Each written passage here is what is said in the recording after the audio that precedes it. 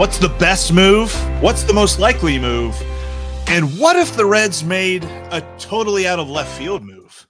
We'll answer all three of those on today's Locked On Reds.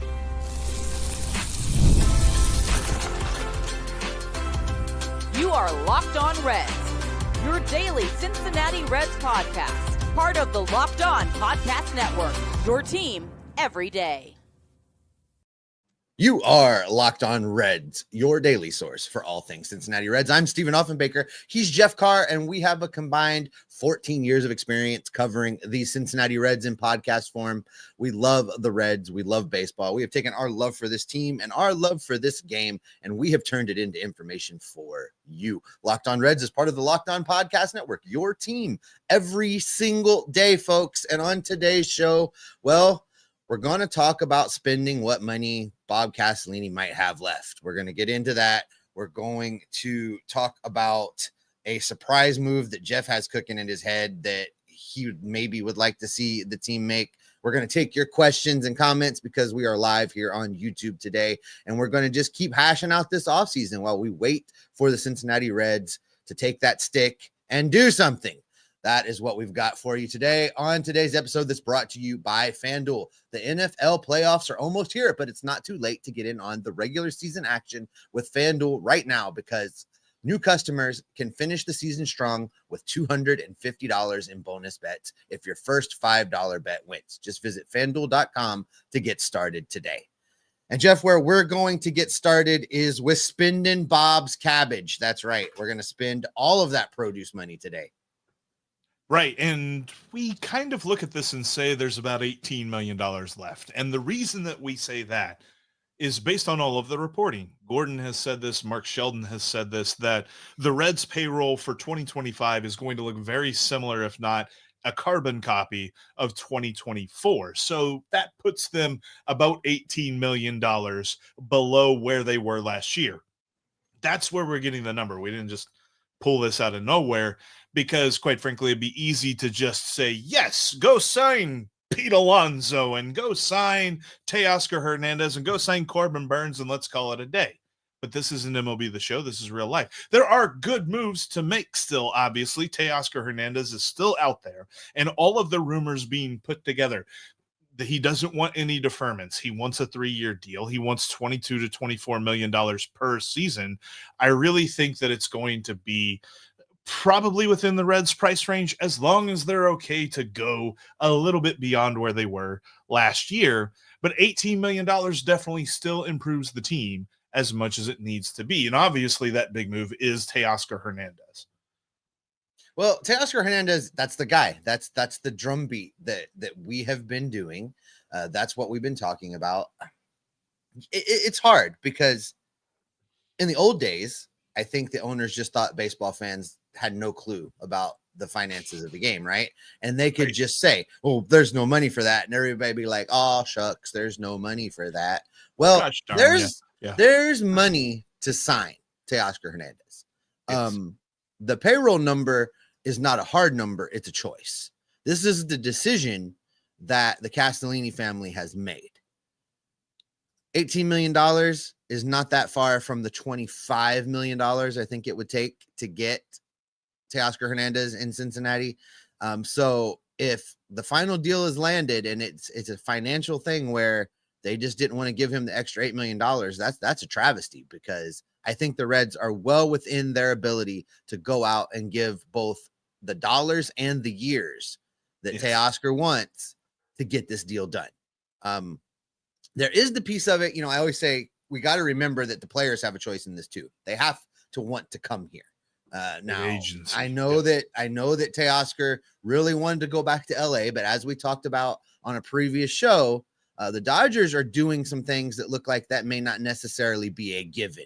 The Dodgers have started to, rattle the tree a little bit looking for other options. So maybe Teoscar Hernandez would be willing to listen now. And I hope beyond hope that Nick Krall has been on the phone with his representation.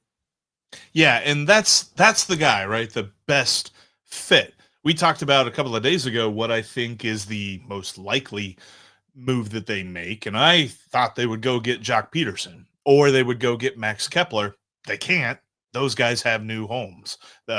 Jock Peterson is no longer available, and neither is Kepler. So when you look at those different guys and you say, all right, let's base this on where the Reds are, I almost think we're to the point where the most likely move is going to be a trade. I don't think it's Luis Robert. Luis Robert still feels like the trade version of Teoscar Hernandez, where the bidding war is extreme. Because quite frankly, for every player that the Dodgers are in free agency, they're also in on the trade market. And there's rumors that they're going after Luis Robert as well. So for the Reds to go out and be able to outbid them in a trade seems slightly more likely than them outbidding them in money.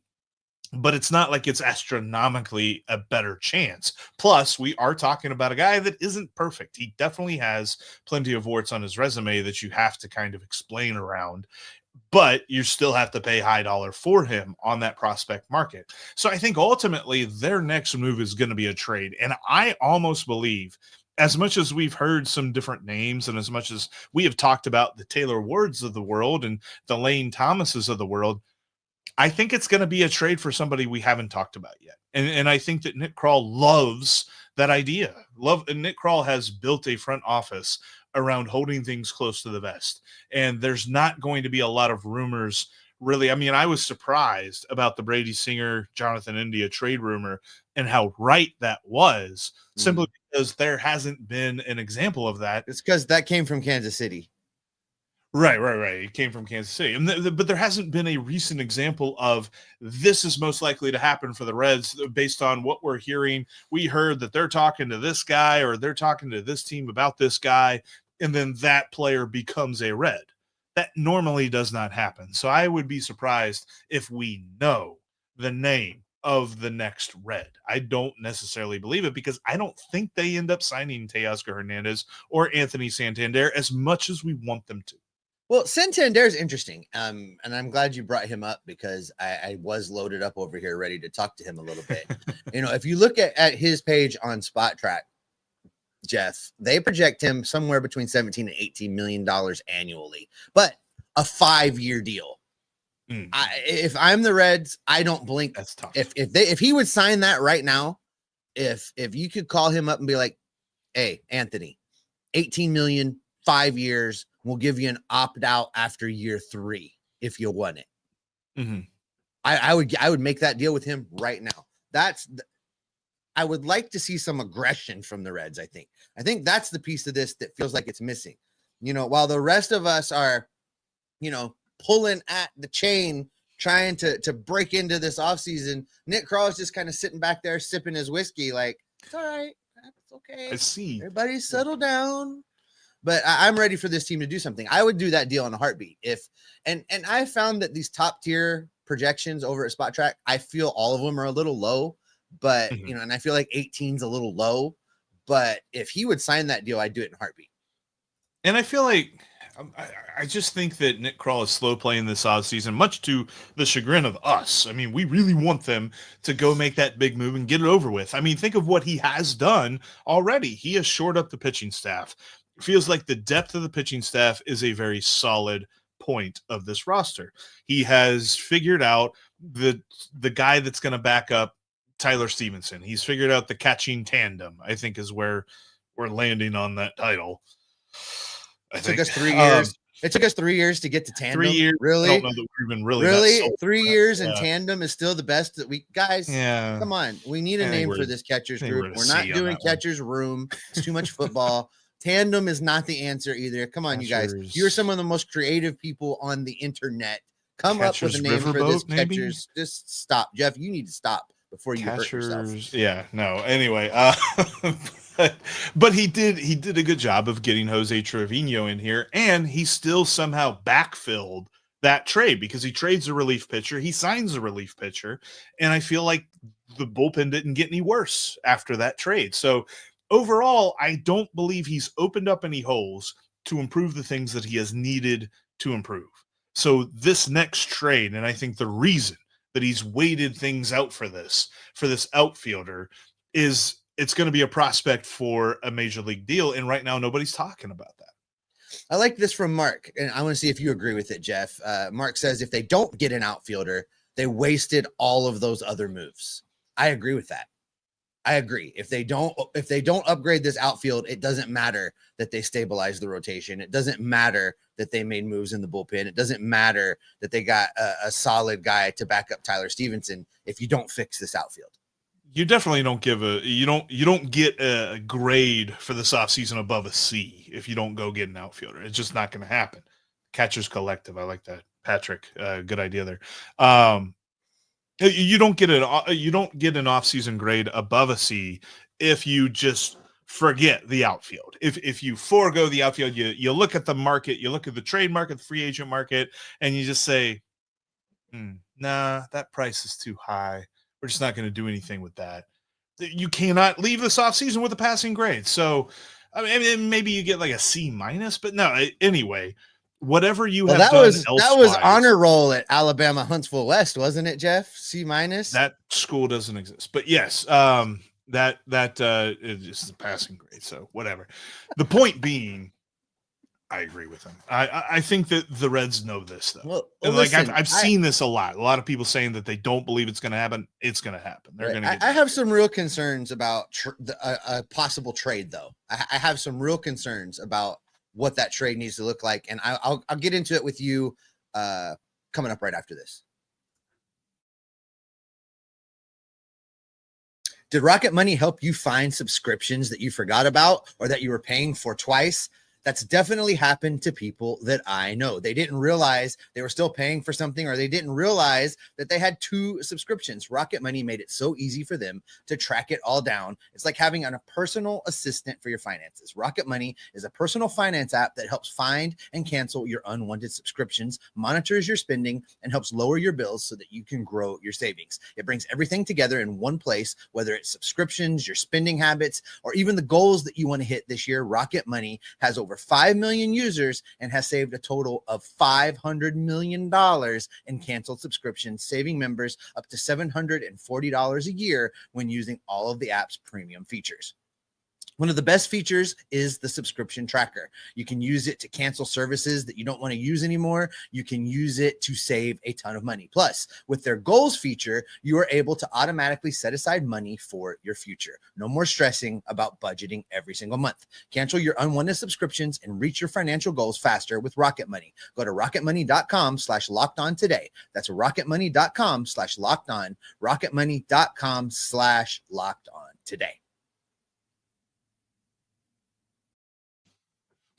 We're talking Reds baseball today, tomorrow, all week, all month, all year long. We've got you covered from the offseason to spring training to the regular season to, Lord willing, a postseason run. Make sure you have clicked the subscribe button so you don't miss any of it. All right, Jeff, you made a good point in that the Reds may be going after somebody that there's been no rumors about, that there's been no leak. We don't know. It'll be a surprise.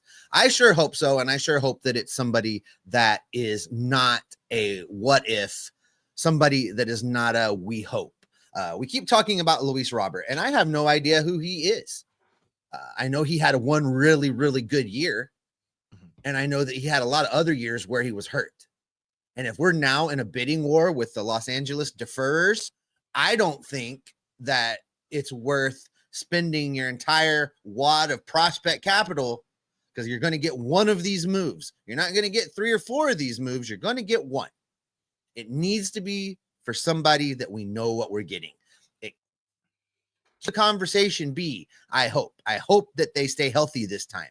It can't be somebody where we say, I hope that one really good year was not the outlier year. It can't be that. If they're going to go that route, Jeff, they have one chance to get it right. It can't be a gamble. It has to be a sure thing. And in a trade like that, you're really going to have to pay for the player you're getting in return. Yeah, and that's kind of the tough part about what's available on the free agent market, especially outside of the outfield. As much as I have looked and as much as I have thought about the possibilities of the Reds maybe pivoting a little bit. I know we talked about this last week, where the Reds could possibly pivot, maybe sign a Christian Walker and move, make Spencer Steer officially the everyday left fielder, something like that. It's not available. Christian Walker now not on the open market, and there's no other position players. Like there's Alex Bregman out there, but you're bidding with everybody on Alex Bregman. Everybody wants Alex Bregman. So the Reds aren't winning that bidding war. And then you look outside of even Anthony Santander and Teoscar Hernandez. I mean, are you really that stoked about anybody else on the market? Like, we have talked a little bit about some different guys there on the outfield market, but to the extent that it's like there's still a question mark surrounding them. Like, there's still question marks surrounding Jurickson Profar. Like, is he who he was last year? Is that the guy that you're going to get? Because he has had plenty of years in his career where he has been anything but that guy. And so when you also look at some other guys, I kind of wonder about this, Steve, because the Reds have made an emphasis early on this season. As much as they have shored up their pitching staff, they really emphasize it and they really focused on it. I almost wonder, do you take that $18 million and you sign Nick Pivetta, and then you also sign Dylan Carlson? Dylan Carlson, former top prospect for the St. Louis Cardinals, was traded to the Rays this past year, and the Rays DFA'd him this offseason. He's 26 years old. So he's still got a chance for them to figure something out. He could be a late bloomer. He could be the kind of guy that is young enough that you can build your outfield around if he figures it out. But right now you can get him for the not so expensive price. But that doesn't follow along with what we're saying about the mitigating hope and, knowing what we know about the guys that we get. But if you're really looking at the open market and you're not going to get a Teoscar or a Santander, I kind of think that's what you're looking at. This has come up a couple times in this. Here, read this one, Jeff, and give me your thoughts on it. All right. Agree with John. We need to make sure we don't miss out on Grichuk trying to get Hernandez. Then you can make a trade and get another outfielder too. Randall Grichuk is kind of in that same mold of Dylan Carlson, although he's done it for much longer. He's actually been a solid outfielder for a longer time, but I put him in the same tier where it's like whatever you get out of him seems to be gravy. According to Spot Track, they have his market value at just over $3 million. It could be a little bit more than that. They've not been dead on for anybody that's been signed so far, but that's probably what you're talking about getting there. So could you get him and maybe go get another starting pitcher and just make this pitching staff look like it is a brilliant thing moving into spring training? That might be the best option for the Reds. Looking at Randall's numbers here, Jeff, I mean, he played in both corners last year. He'd be going into his age 33 season, coming off a really good year in Arizona as far as some of his numbers go. I mean, he hit 291, 348, 528 with 12 home runs in 106 games. That's not nothing. I mean, it's not nothing.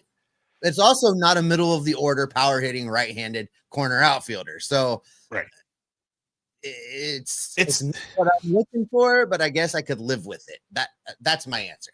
It's tough because I think this falls perfectly within the Jock Peterson range, right? The probably what could happen, but we won't be enthused about it. Because the Reds have always done that thing where they kind of get what they need. They never get everything. There's always something that they leave out back on the shelf back at the store, right? They get home, they get ready to cook, and all of a sudden they're missing an ingredient. But you know what? We're just going to have to make it without that missing ingredient this year. And that kind of seems like every year's philosophy. And Randall Grichuk would fall squarely within that belief system for the Reds front office. And then, I look at your other guy, I look at Dylan Carlson, and never mind that he played in St. Louis, and you know how I feel about that. But just looking at his numbers, 1 year, his 2021 season, he hit 18 home runs. The rest of his time in 4 other years, he barely cracked double digits. In fact, he didn't crack double digits in any other year as a power hitter. I know that Nick Krall has come out and said that we're not going to have this focus on home runs, but I don't believe that. I don't believe right. you and they should build a team for this ballpark right. and say we're not going to take power into account. Are you kidding me? That's your home field advantage. You should be what? going crazy on that. Like, I mean, remember the lineups of the mid 2000s where it was like, yeah, man, they're going to score a bunch. They couldn't pitch worth, anything, but they're going to score a whole bunch on you. What happened with that? Why aren't we still at least trying to do that from a lineup philosophy? It feels like we have a much better pitching staff, a much better pitching organization than they had, 15, 20 years ago. But they seem to have somehow just been like, yeah, whatever the lineup ends up doing, that's gravy. And I disagree with that, because you should be going and getting a guy like Teoscar Hernandez easily. And you could give him the Nick Castellanos contract, right? You could give him a 3-year contract with an opt-out after every year and say, you know what? You come here to Great American Ballpark, you hit 50 bombs in a season, and you think you can make more money on the open market? Go do it. Go do it. And then that feels like an easy win. I mean, really, you're right. Nick Castellanos is the perfect recruiting tool. Yeah. You give that same structure to anybody that's looking to really, really get paid. And you sit across the table from them and say, are you looking for a way to rebound? Are you looking for a way to get your last big contract? Look what Nick did. Here you go. But you got the cadence all wrong. Are you looking for a bounce back in your career? Welcome to Great America. They don't let Phil pitch the players. They don't let that. Never mind. See, now you got me in trouble with Phil. Now I'm going to get side-eyed again when I'm at Great American Ballpark because you made me talk about Phil. Well, the sky is also blue. And now it's time to jump into the questions in the comments. I appreciate everybody we've had a very active comment section here on this live show. We're going to get to all of those coming up next. The NFL playoffs are right around the corner, and quite frankly, we are under 100 days to opening day. There's so much to get in on over on FanDuel. Plus, they've got a great promotion right now. If you start off with a $5 winning bet, you can get $250 in bonus bets. That's at FanDuel.com right now. They've got everything that you need all in one place. If you're watching the game live, they've got stats, they've got all the matchup info, they've got some great live odds, all on the same place where you place your bets. Plus, they've got some off-season futures on Major League Baseball right now. They even have the win totals already. It's a little early, I kind of feel like, in the off-season for win total over-unders. And they have the Reds at 78.5. Do I even need to tell you?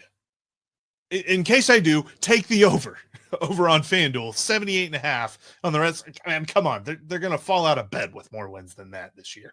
That's FanDuel.com. Check them out today. Your first $5 bet that wins gets you $250 in bonus bets. FanDuel is an official sportsbook partner of the NFL.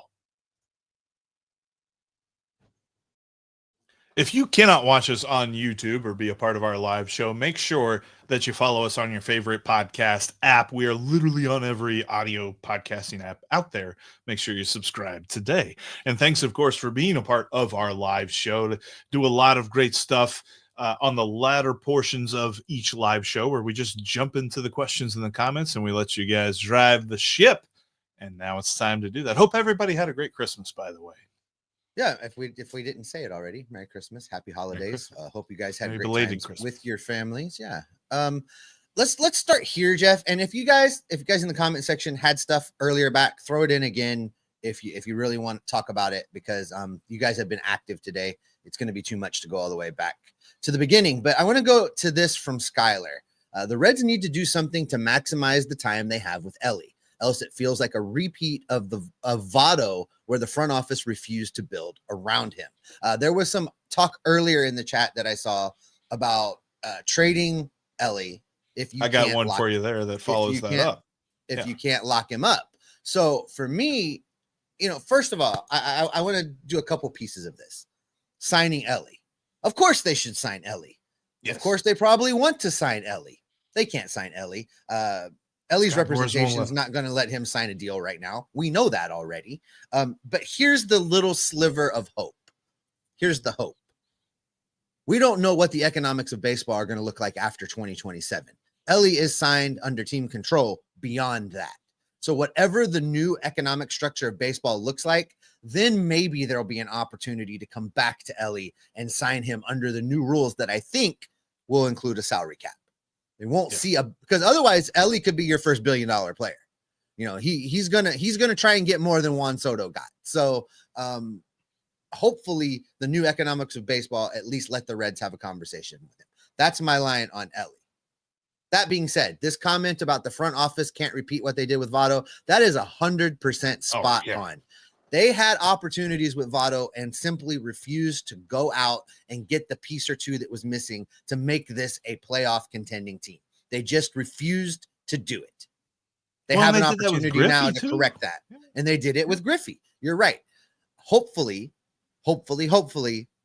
it is true that they're just giving money to the front office and staying out of the way, because I believe the consistent problem in all of those players, in Votto, in Griffey, was the ownership, not the front office. Those are two distinctly different things.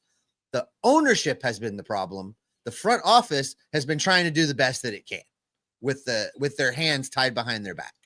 Hopefully Nick Krall's hands aren't tied behind his back like he's saying that they aren't. Then you go out and you build around Ellie.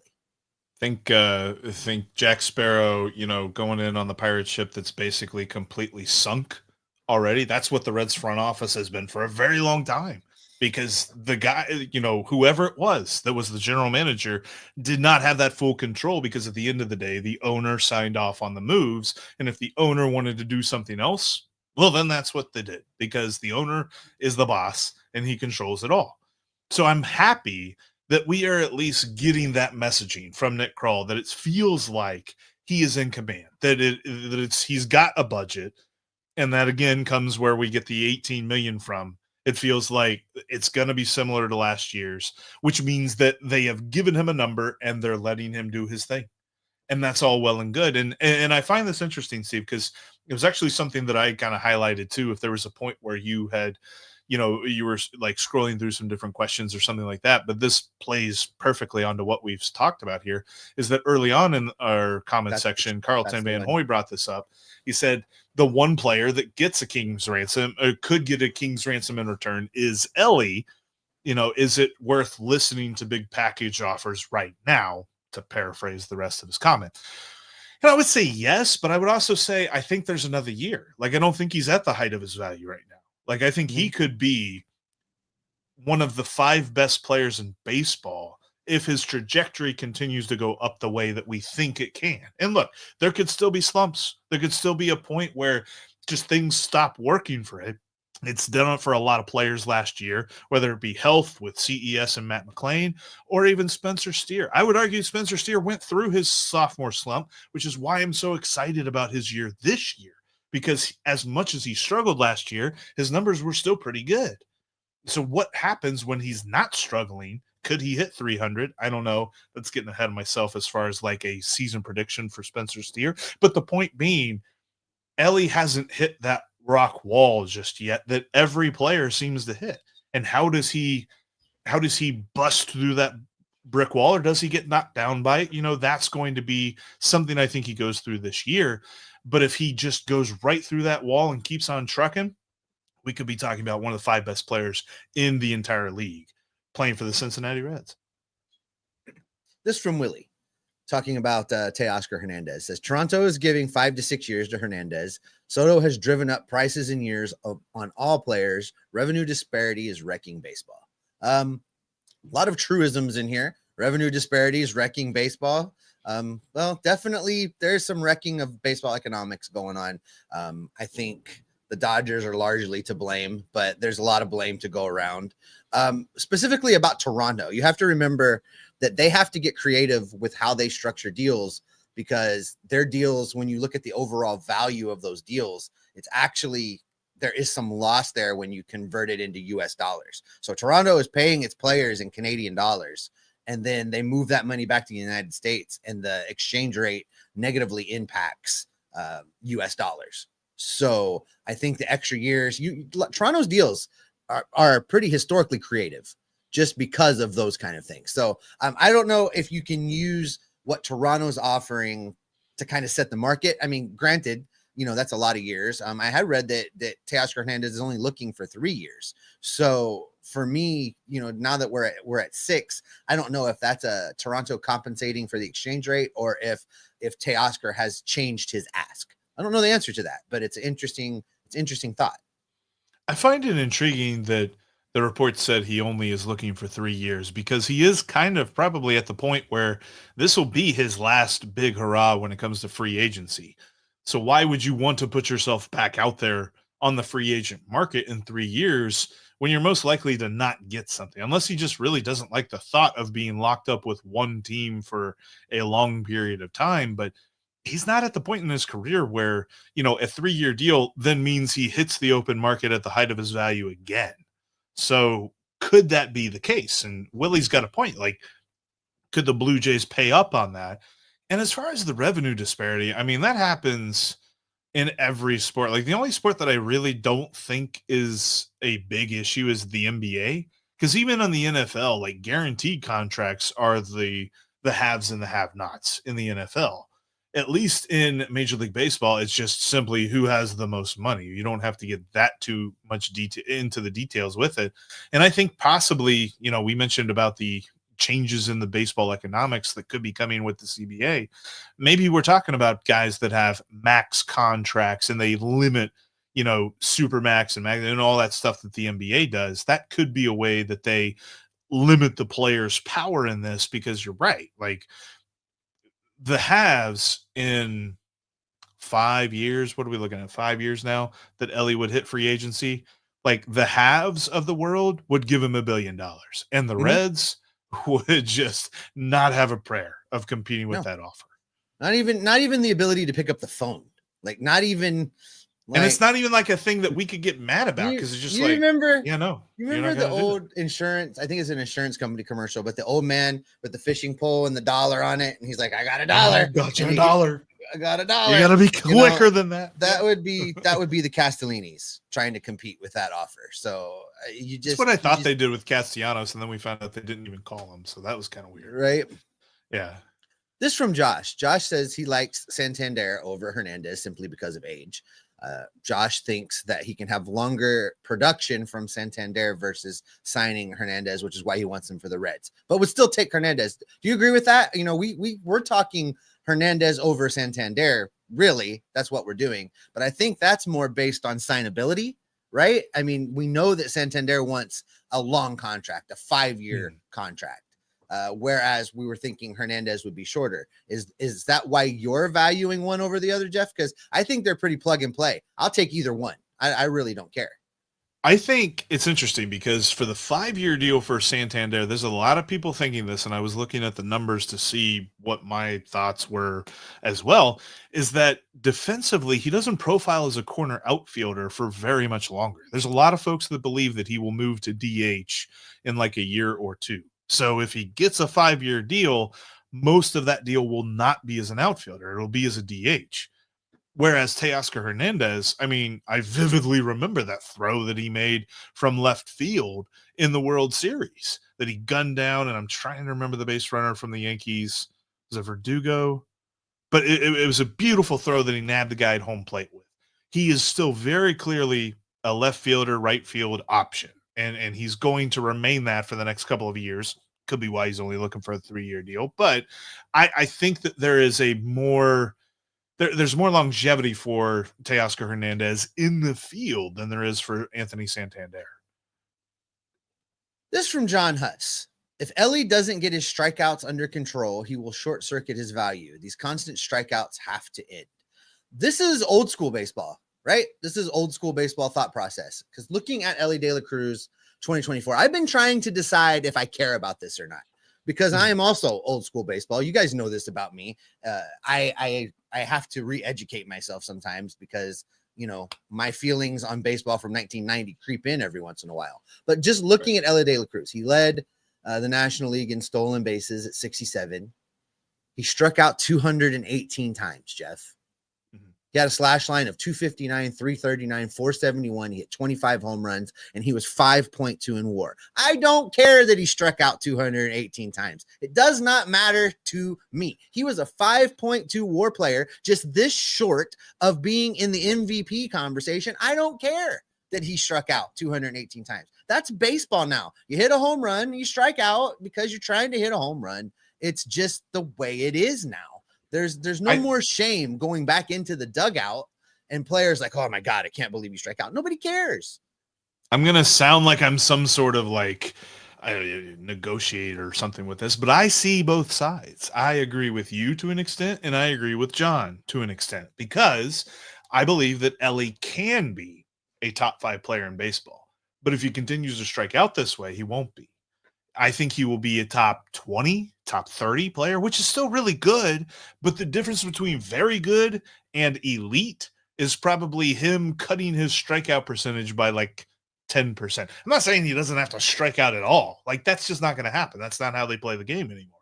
They're up there swinging, and every so often they're just going to miss. And it's just going to be a game where they strike out a couple of times, but they're going to have their games where they hit 2, 3, 4 homers as well.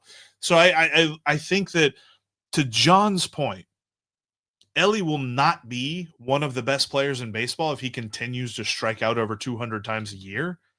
But to your point, it hasn't hampered his value to the point that we don't think he's a very good player. I think it's just the difference between very good and elite. Okay. I'll think about it more, but right now I don't care. I think it's just to cut it down. Like, it's not like a get rid of it. So like, what's the number? Give me 160. 160. Okay, so you want him to cut 50 strikeouts. Yeah. Off. And what if those 50 strikeouts are ground outs? Do you care? Does it matter? I don't think so. I mean, granted, they won't all be. I mean, maybe a walk, maybe a hit, whatever. But if you told me that 50, do those 50 strikeouts change his production enough to get him to MVP? Well, let's not even say they're 50 ground outs. Let's say they're 50 ground balls. How many of those ground balls does he make it to first? That's more times on base than he would have been. Right. So it's less about strikeouts and it's more about on base percentage. It's more about, counting stats production. And I guess the point I'm trying to make, Jeff, is he can still have the counting stats production if he's going to make X number of outs in a season and their strikeouts. I don't care. It's not like he was striking out all the time and not having the counting stats production. So, what number do you want to see change in order to make him this MVP that we're talking about? Well, we want to see his on-base percentage going up. Does cutting the strikeouts up? That probably helps it a little bit, but does it get him there? I don't know. I don't know if 50 strikeouts is the difference maker. I guess I can see where you guys are coming from. I see what John's saying. I see what you're saying. I think we have this still a little bit old school thought process around strikeouts that maybe we need to adjust our thinking on a little bit. Well, I think it's a question of focus as well, because I feel like there are a lot of people that their focus is how many times he struck out. And that's wrong, because you can't just look at him and say, well, because he strikes out so much, he's not as good as he should be. Like, he was the best player on the team last year. There really wasn't that much of I mean, you could probably have argued Hunter Green, but I don't really necessarily argue position players against pitchers, because one of them plays every single day, or at least close to it. And I feel like he was the best player on the team, even with his strikeout numbers. So to stop a conversation where you're talking about Ellie De La Cruz and you say, well, he strikes out too much, and to end it there, there's a lot of people that try to end it there, and that is incorrect. The difference here is, I agree that he would be, and that's probably his next step. That's probably Ellie's ascension into the eliteness of Major League Baseball, is when he cuts back on those strikeouts, because I don't know that there's a player in the league that has a better shot of making it to first base when he puts a ball in play. Like, he has got the highest percentage chance of making it to first base if he just puts that ball in play somehow. And if he can do that, if he can cut, let's even say 40. Like, if he can cut 40 of those strikeouts and turn those into balls that he puts in play, we're going to see that average go up. We're going to see that on base percentage go up, and we're going to see that WAR skyrocket. This from Joe. Joe says, are the qualifying offers Hernandez and Santander received a deterrent to the Reds? Big money and losing a draft pick. Does a qualifying offer matter? I think it probably does a little bit. For the Reds, yes. Yeah, it matters for the Reds. because I think I forget what draft pick they lose. Isn't that like a compensatory pick at the end of the first round? I know it depends on the total number, the total money, but I think it's got to be like over 150 for it to be a first round compensatory pick. I'd have to look that up for sure, but I do think it matters as much as we want to sit here and say that it doesn't. It's all an economics game. It's like, do you feel like 3 years of this is worth giving up a first round draft pick here? You and I can sit here and absolutely say, yes, it is worth giving up that draft pick because this guy's a known commodity. That draft pick isn't. But there's a lot of general managers that probably lose their jobs based on those types of moves that don't pan out, right? This from Robert. Robert's had some interesting takes in the chat today, but this one's players union will never allow a cap. Owners will never allow a floor. Well, the owners have kind of already allowed a floor. I mean, really, it's not written that way. It's not called a floor, but there is money they have to spend. They're required to spend. The A's are dealing with it right now. Jeff told you about this a couple shows ago. There is a certain extent, a floor. There is no cap, nothing, no ceiling, big numbers. They just paid a player and made his net worth more than like a third of the owners in the league. That's not going to be allowed to stand. You're absolutely right. It's not going to be easy. It's not going to be a fun negotiation. Baseball's going to shut down there, Robert. And when it comes back, the only way it comes back is with a cap and a floor. Based on the comments that I've been seeing from Robert in our chat today, I don't think he got what he asked for this Christmas. So I hope things turn around for you, my friend. Oh, okay. Let's go here. Do you think the Reds burned any bridges with their mishandling of CES's injuries? I always wonder about this because, see, they just want me to rant about the medical staff, I think. I don't know. But I worry about this. I think that's a legitimate question. I'll tell you this. I think it's why every single Reds player that gets an injury now, the very next words out of Nick Krall's mouth are they're going to get a second opinion. I don't think the players trust this medical staff. I don't trust this medical staff. I don't believe a word that comes out of the front office mouth now in relationship to an injury. If they tell me, oh, that player's fine, he just has a cut on his hand, he's got a boo-boo, I'm already suspecting he's going to be out for 4 months. So I have no belief at all in what they say medically anymore. I just know what I've seen, and what I've seen here recently is, like you said, like we are reporting that the timetable for this player is X amount of days, and then a couple of days go by and that timetable just increases exponentially. So I feel like there's a lot of those cases. And the CES injury, I almost don't know that is the catalyst for anybody's distrust. I think the way that they handled Joey Votto's shoulder is really what got players to kind of turn it, give them a little side eye, like, are you sure about that? Because and you can bet that's why Matt McClain did what he did with his shoulder. 100%. Because with Joey's shoulder, there was a point where he was playing in spring training games, and there were some saying that he could be ready for opening day that year. What happened? He didn't play till June. Like, there was a huge gap in reality and reporting when it came to his injury timetable. And I kind of feel like we've seen some other instances of that. So we may continue to see more reporting of, somebody fell and got a boo-boo and now they're getting a second opinion. It's like, that's because they are making sure they know what they know in this case. Because what was the thing with CES? Like, he had a broken bone that they didn't know about and that they found, and then swelling went down and they had another broken bone, and then he had a torn ligament. And it was like, did he have all of that? Somewhere along the way, the ligament damage was revealed to have always been there. And right. And it was like, like, okay, was that the problem all along? And there wasn't a broken bone? Like, or was all of this happening and now CES just needs a bionic hand a la Luke Skywalker? Like, what are we going for here? Let's go to this from Brad. I'd be interested in your take on this, Jeff. Brad says chances are strikeouts will decrease across the board given the new hitting coach's track record. I hope so. And I think that's the goal with hiring Chris Valaika, because that's what happened with the Guardians, is because the year before Chris Valleca showed up in Cleveland. I believe they were like 7th or 8th in the American League as far as strikeouts are concerned. And then the very next season, they were the first. They were the lowest strikeout team in the American League.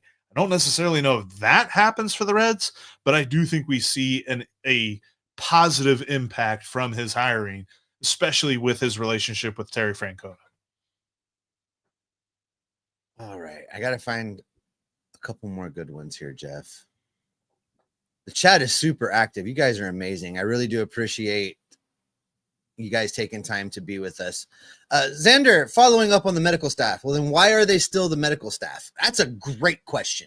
That's the question I've been asking for 2 seasons now.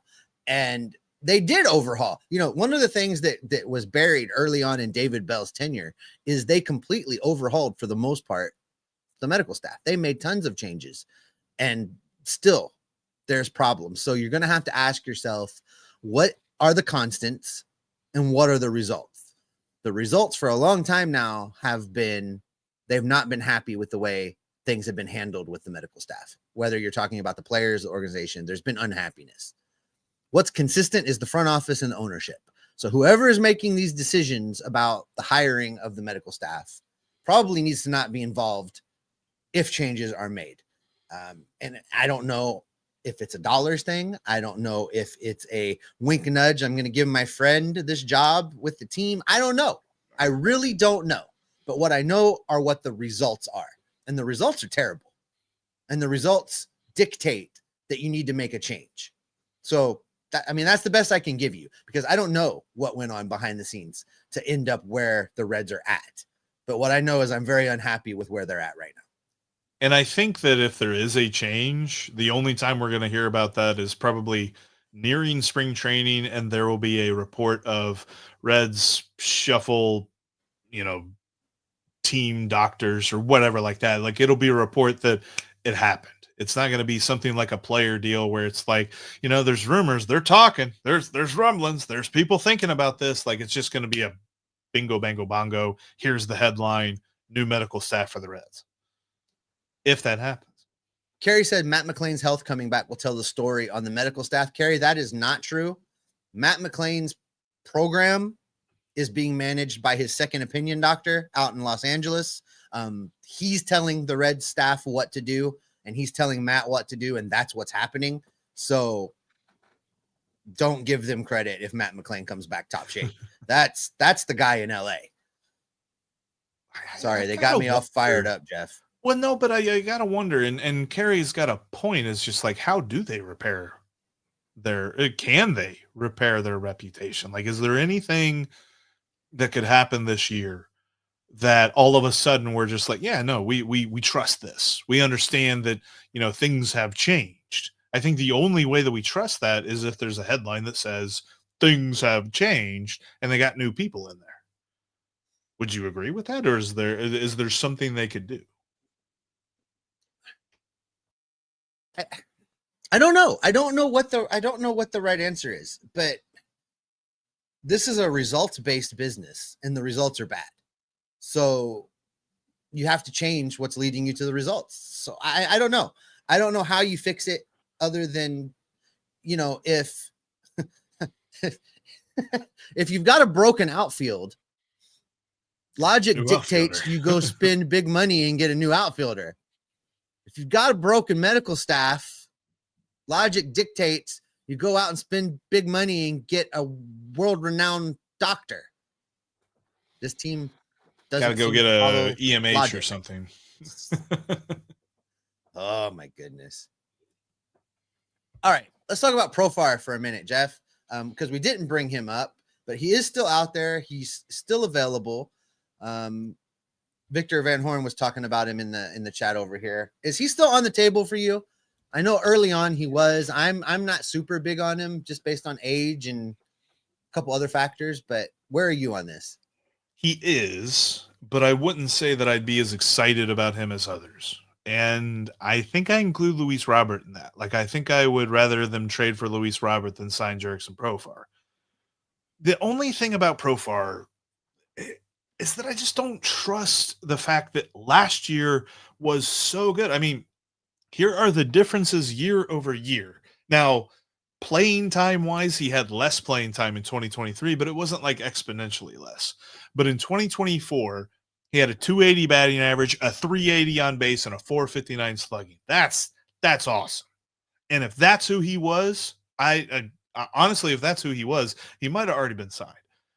Because in 2023, he hit 242 and got on base at a 321 clip and had a 368 slugging. In fact, the 2 years leading into 2022 and 2023, his slugging percentage was below 400. So we're talking about a singles hitter that found some power in 2024. So there's a lot about his game that I'm not sure about. And then when you add in the other factor, the thing that I said that the Reds cannot ignore when they upgrade the lineup, they can't ignore fielding. The man had a -7 outs above average last year. That's not so good. It's not Jesse Winker level, but it's Spencer Steer level, and I have questioned Spencer Steer's defense, so I can't just sit here and say, well, no, Jerickson Profar's fine with the glove. Like, there's definitely some questions about his game that I wonder a little bit. Now, according to Baseball Savant, his bat far outweighed his glove last year. The negatives of his defense, his bat made up for it in spades. But can he do that again? And especially for a guy that is not like in the middle of his prime, he's kind of on the downslope where he's going into his age 32 season. So what's he going to look like next year? Is it going to be more of the same? Is it going to be better? I think it's highly likely that it's going to be worse than last year. If they don't get Teoscar Hernandez, if they don't get Anthony Santander, how would you feel about this? Because as a plan B, that's not a bad couple of pickups. Kyle checks in and says Taylor Ward and Randall Grichuk could add more to this team than Hernandez, and overall would be much cheaper and allow them to grab a reliever as well. Jacob Junis, cough, cough. We haven't talked about Jacob Junis. Let's do that after this. But as far as a plan B, that's not a bad couple of additions. We've talked about both of these players now, and they're okay. They're better than rolling with Stuart Fairchild. I mean, because 100%. Well, absent something like this, that's your option. You're rolling with Stuart Fairchild. There's a really good argument to be made that if you add one of these guys, that Stuart Fairchild probably isn't on the opening day lineup. If you add both of these guys, then Spencer Steer becomes an infielder, or at least he becomes that utility player that he wants to be, and that I think this team would benefit from him being. So then you could play Ward and Grichuk, especially against lefties. The splits for Grichuk against lefties, 319, 386, 528. This lineup gets a lot better against lefties with Grichuk on the team. And then even against righties, he still slugged 528 as well. So I think I'm more into Grichuk than I initially thought I would be. Well, and Kyle's right. Basically, you could take Grichuk and Ward, delete Fairchild and Benton's production from last year. That's a big upgrade. That's a big swing from negative to positive. So, but if they don't get that big outfielder, they've got to do something like that. And obviously, to go get Ward, you're making a trade to go get Ward, and then you can sign Randall as a free agent. Which is kind of what we said all along, right? Like, go trade for one, go sign one. We would like for it to be bigger swings than that, I think, but I guess in comparison's sake, if you line them up against what the Reds ran out there last year, those are big swings as far as production goes. And to the point about, we wish they would be bigger swings, like, honestly, if you're getting two outfielders, that might be just as good as one big swing, because then you open up Spencer Steer and you really don't have to carry Stuart Fairchild on the roster. You could, legitimately only need 4 outfielders on your roster. Like, I think right now, as is, they probably need 5. And even if they only got one more guy, you would still argue that Spencer Steer would be an outfielder a decent amount of the time. So I would like, I think if they get 2 outfielders, if this were their option, if Kyle's plan is what they ended up doing, I think we would be flirting with an A rating for this offseason. Ronnie Snyder Stuart Fairchild to the end. Keep Stu out of your mouth gladly. He's the best right-handed bat in a platoon. We've talked about this, and you can name call Ronnie, but we've talked about how good he was against right-handers. The problem is they played him against. I'm sorry, how good he is against left-handers. They played him against right-handers. He played way more than he should have. And you don't need him on this roster. You need somebody that gives you more flexibility for all of the reasons that Jeff just said. So if your answer is you would rather keep Stuart Fairchild in the outfield and then have to keep Spencer Steer in the outfield, I think that just shows a lack of seeing the whole field and seeing the whole picture, because a Reds team that has Spencer Steer getting full-time at bats by moving around the infield and giving guys days off and giving guys opportunities to DH, that Reds team is twice as good. They're rested, they're healthy, and they have a better opportunity, a better chance of getting to the postseason with the roster intact than they do with running Spencer Steer out to left field every day and hoping beyond hope that Stuart Fairchild doesn't have to face a right-handed pitcher. Just, yeah. And to his point about he's the best option against left-handed pitching, of the three names that we mentioned between Taylor Ward, Randall Grichuk, and Stuart Fairchild, two of those guys against left-handed pitching hit over 300 and slugged over 490. And Stuart wasn't one of them. Oh, mic drop, Jeff. You got to drop the damn microphone. Bam. No, okay. No, don't do that. It's expensive. I don't want to do that. It's expensive microphone. All right. Let's talk about Junis for a minute, because he was brought up. Could you see them at this point? I don't see it at this point, them going out and getting, because he's going to command some money. Yeah. I think that as of right now, if they sign any more pitchers, it'll be a la, spring training invite, that sort of thing. What they did with Bryan Shaw. I don't necessarily believe they're going to spend that much more money, especially on the bullpen, because at this point, Junis would be a bullpen pitcher. I know that he started some last year, but he's not going to be the kind of guy that you bring in here a la Nick Martinez and say, you are a full-time starter.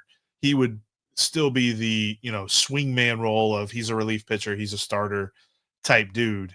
And I'm looking here on our trusty Spot Track website. They do have his market value at $4.3 million. Like, if that's what the deal was, then sign me up. But I don't know what he's looking for. That could be more. And let's end on this guy. Sign Buck Farmer. Do you go get Buck again? What's Spot Track say about Buck? I would. Should just let's see here. Because I know at the beginning of the offseason, I feel like I looked this number up and it was a very prohibitive number. It's not very prohibitive, but $6.4 million for Buck Farmer. I don't know. Like, he was a very reliable option for the Reds bullpen last year, but I kind of feel like they've got that. So if you could pick one of those two guys, let's say, I don't know, somebody places a large cabbage order and there's some extra cash to spend. You can get one of those two guys, but it's got to be Farmer or Junis. Which one do you go get? Buck Farmer. Buck Farmer. I agree. I think so too. Yeah. I it wouldn't hurt my feelings. I don't think either of them is going to happen, but wouldn't hurt my feelings any. And I think, Jeff, that as we cross the 1 hour mark is a good spot to go ahead and wrap it up for the day, guys. Appreciate you so much. Click those like buttons down there for us. Drive the show out to people. We love talking Reds baseball with you all. Thanks for being here. We love doing this every time that we do it. The comment section is, as always, undefeated. Thanks so much for making Locked On Reds your first listen every day. Now go make Locked On MLB with Paul Francis Sullivan your second listen. He's got you covered on the national level with all of the happenings around Major League Baseball. We made it easy for you to find his show. Just look down in the show description. There's a link down there that will get you to Locked On MLB, which is part of the Locked On Podcast Network, just like Locked On Reds. Until next time, when we are in your feeds, we're going to keep listening for the rumors. We're going to keep watching for the news. We'll keep poking Reds logos with a stick, hoping that something happens, and we'll bring it back here to keep you locked on Reds every single day.